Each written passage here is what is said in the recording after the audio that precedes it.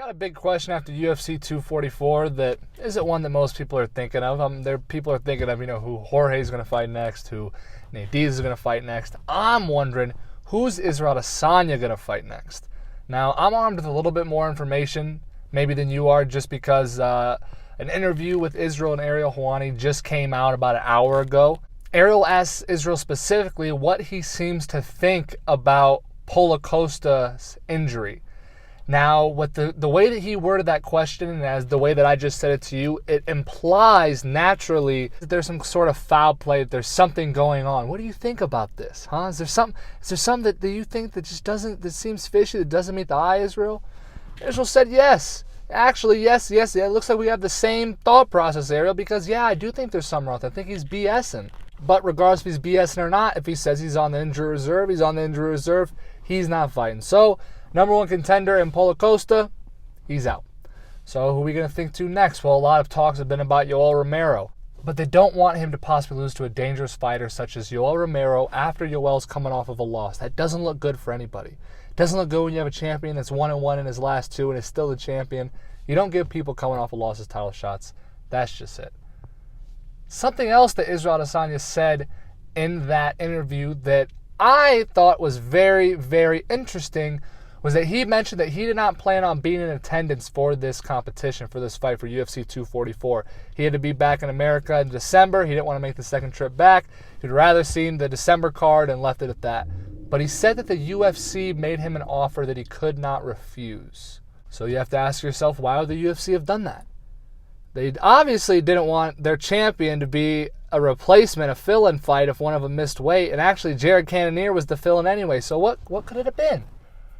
Let's think about who was on the card. Main event, we had Jorge Masvidal and Nate Diaz, but they're 170, so that doesn't really make much sense. So then we go to the co-main event, and we have, who was it again? Oh, yeah. Kelvin Gastelum and Darren Till.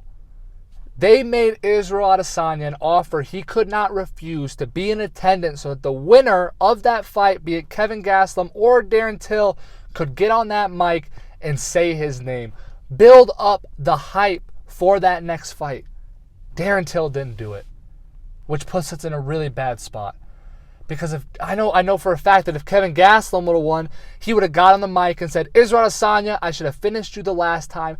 You got lucky. I know you're not going to take this fight, so have fun fighting the rest of the division. You know who the real fight is. It's me. We would have had a pretty clear and cut answer as to who was fighting Isreal Adesanya next. It would have been Kelvin Gastelum. The rematch, all the hype. Not to mention he got on the mic and said his name. Darren Till didn't do that. Darren Till did a fantastic job on the mic. It was funny. He mentioned being humble but cocky and then proceeded to give the finger to all of his haters and exit stage left.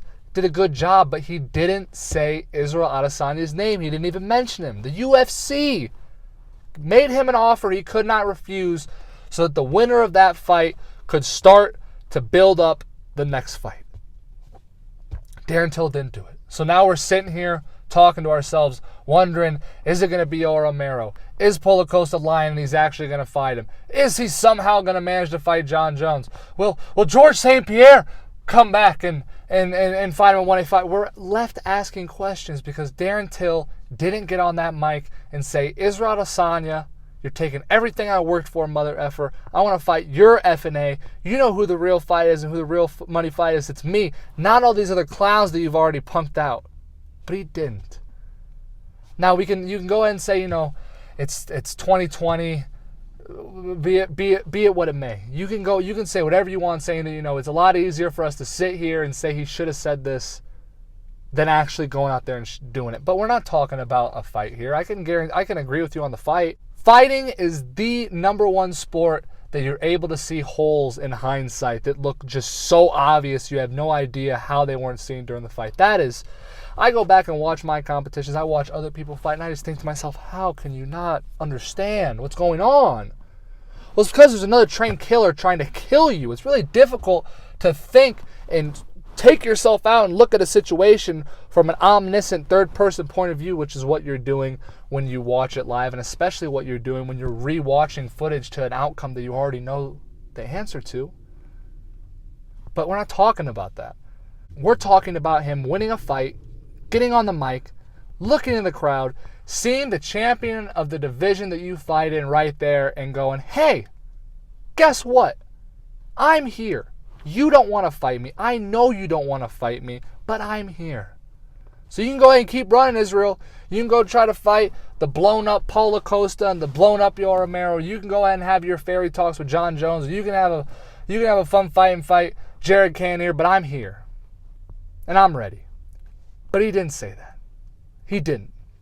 If I'm Darren Till, and the champion of my weight class, the biggest superstar, as some say, in the entire company, is right there after I've won my fight, and there's a good chance that if I say that man's name, I'm going to get him, you bet your ass I'm going to say his name.